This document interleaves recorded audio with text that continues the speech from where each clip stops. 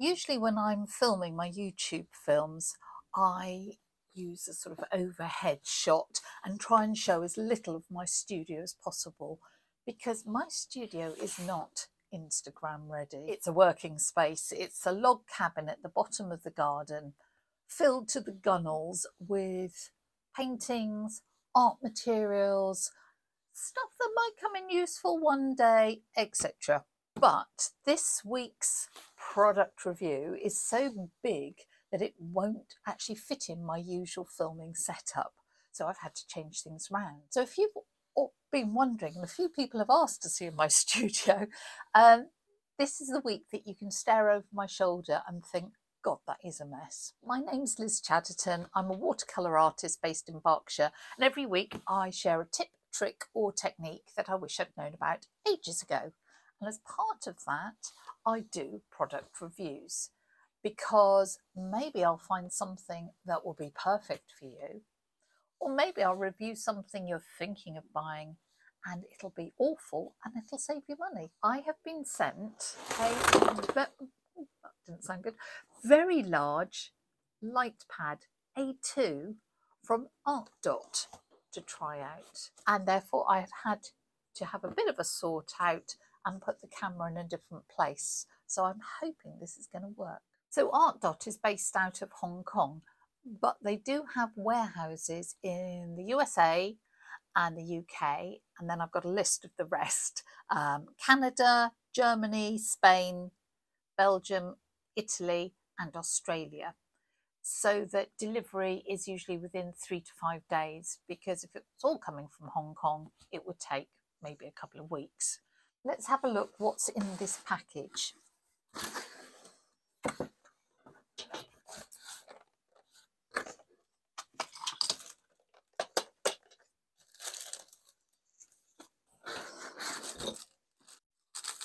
The box says, life is more fun when you paint by diamond as an artist. So that gives you a clue that Artdot is all about diamond painting. And if you don't know what that is, it's almost like a little mosaic with tiny little plastic beads that you build up your painting. If that's your thing, brilliant. And lots of people find it very, very relaxing. I'm not going to look at this from a diamond painting point of view, because I'm not a diamond painter.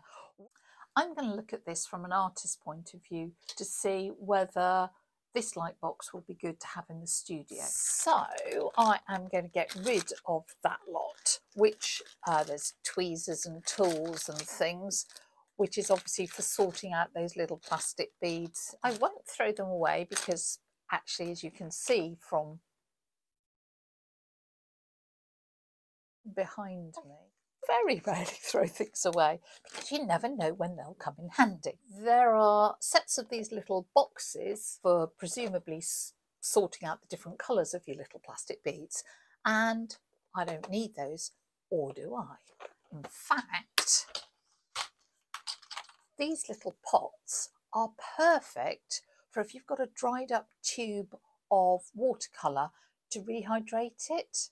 So I will definitely be saving those. I can usually find a purpose for things, and those would be great. Also very good to make almost like your own little jelly gouaches. So this is what we're actually looking at. I have a plug-in cable, I've got some clips, I have a stand, I've got the light box, and I have instructions.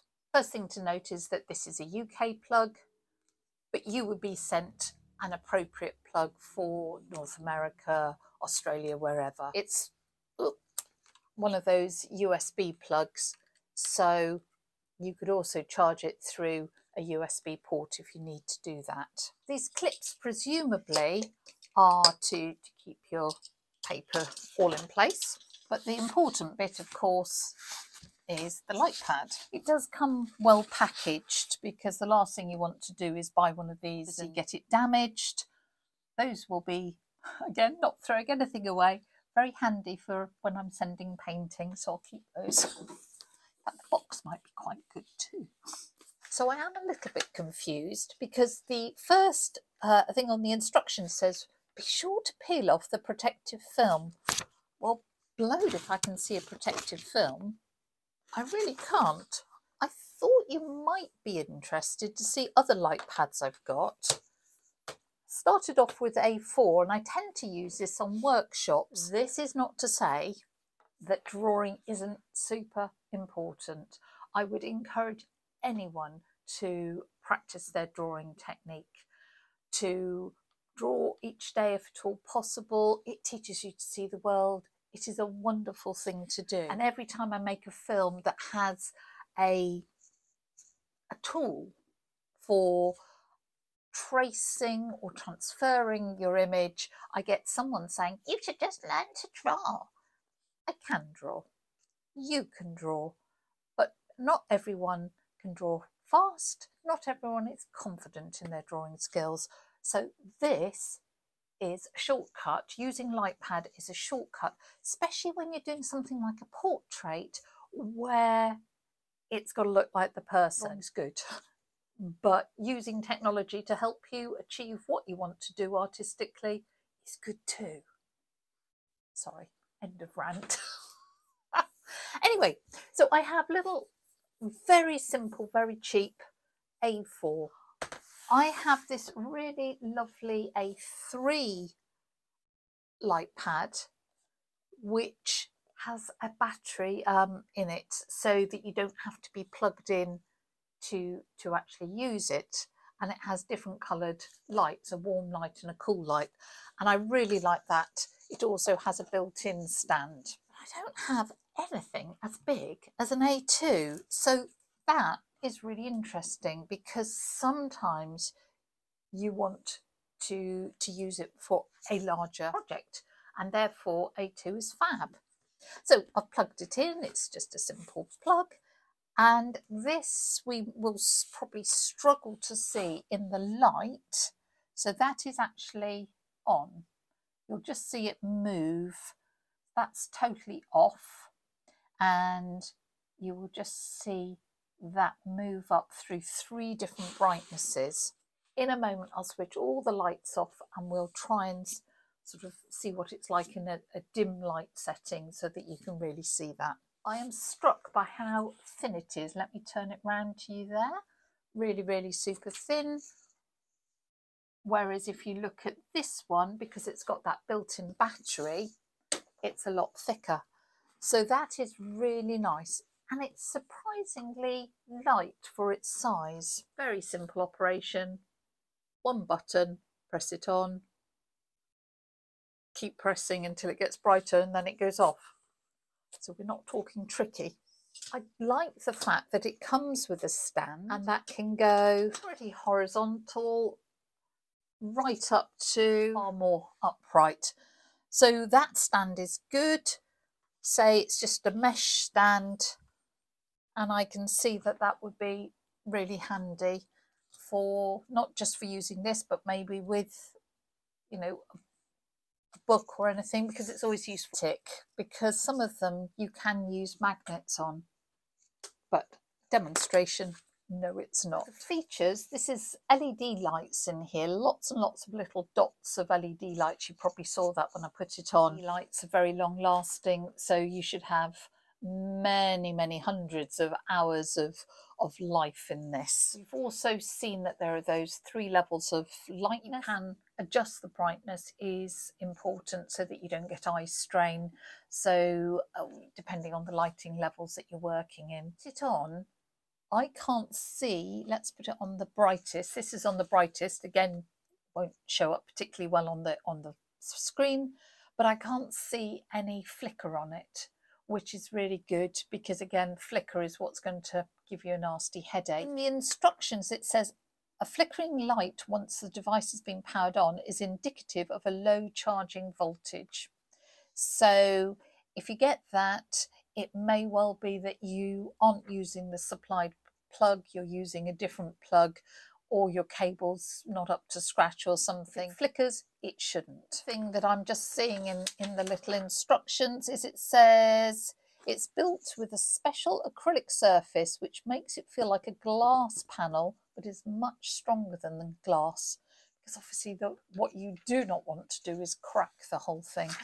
And I have to say it does definitely feel glass-like. If I go back to my A2 version, this is definitely a lot more acrylic-like. It's a more of a matte surface. This is a gloss one. I'm not sure that that actually matters, as long as it's not so glossy that your work just slips off. So what would you use it for? Obviously, diamond art people use it so that they can see those tiny little dots of plastic that they're using. What I use it for is tracing, especially if I'm doing portraits. So let me show you that.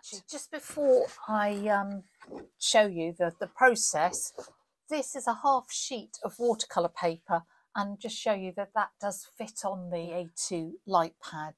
I know Americans find our A2, A3, A4 size a bit confusing. So if you're an American watching this and you use Imperial, that's a half sheet of watercolour paper. And A2 in inches is roughly, well, it's almost 24 inches by, what's that, about just over 14 inches. When I'm teaching portrait painting, I always say there's two skill sets involved. One is the drawings skill set of being able to capture a likeness and get the proportions onto paper. And one, let me just move that so you can see, is the painting process where you bring it to life. And those are two different skill sets. And the danger is you spend all your time on the drawing, you get utterly fed up and demoralised, and you never learn the painting skills. And most people seem to start with the drawing skills and then going on. And I like to turn things upside down, really. So I've got a book coming out in September 23 about painting watercolour portraits, and the first 8 chapters are all about the painting, and it's only the last chapter that we talk about the drawing. I suggest that we use tracing paper, gridding method, a projector, or something like a light box, because then we build the confidence and the experience of painting and knowing that you can achieve a really interesting, lively portrait, and then you can really get to grips with the drawing skills once, you know, on that foundation of confidence. Anyway, that's what I say. I want to put that in the middle. You should just about be able to see it through the paper. I can't do that with those clips provided. So I will just use a bit of masking tape. Just as a quick tip, if your masking tape is super sticky, take a bit of the stick off on your clothing, because there is nothing more annoying than ripping your paper, removing your tape. And just say taking a bit of that stick off will minimise the chances of that happening. Then I can put that in place. This is £140 watercolour paper, and because of the lighting in the studio, we can't see enough detail. I'm going to turn off all the lights and see if that makes a difference. And usually what I end up doing is like hiding under my table where it's dark, and the darker the environment, the more detail you'll see. That's just turned off the overhead light, and hopefully now you can see a bit more of the chap coming through. I'll turn off some more lights. Still not quite enough contrast for me to be able to trace his features accurately, so I'm going to have to crawl on the floor and I'll show you what I do. Okay, I've just put that on the floor where it's a bit darker, and I'm holding this by hand so it's a bit wobbly, but you can see now that there's a lot more on show. And if I went into an even darker place, then we'd be able to see really accurately. And that's through £140 paper, which is what, 300 GSM. Just wanted to point out that on a bright sunny day, you can use a window as a light box. But if you live in the UK, how many bright sunny days do we get? And if you're working in the evening, not so good. So I think a light box is a super addition to your studio fare. Up to you the size you go for, depending on the size of paper you generally work on. I'm sure you're wondering how much this is going to cost, and if you're interested, just go to the website. I'll put a link in the description and you can check it out for yourself. And I have to say, very nice people at Artdot have given me a 10% off code, which is Liz10. No surprise there. So you can knock that off the price, which is kind of handy. And in fact, that will work across anything on their site. The A2 lightpad in the UK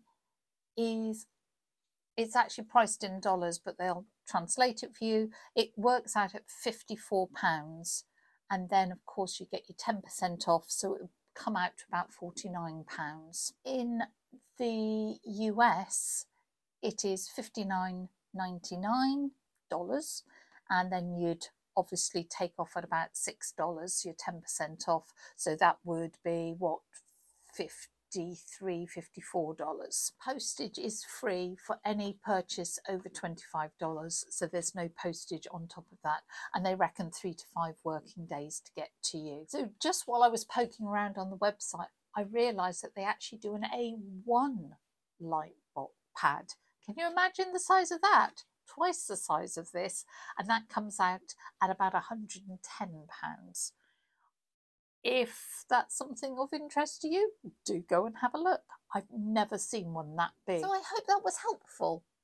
I think a light pad is a good thing to have in the studio. It isn't a substitute for your drawing and painting skills in any shape or form, but it's another tool that is worth having nearby and to hand. I really like the design and setup of this.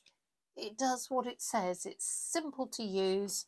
It's great that it's got the stand. It's remarkably lightweight for the size of the light pad, and because it is A2, it's really flexible. I think you will be able to use it not only in your art, but if you do other craft things like calligraphy or maybe embroidery or anything like that.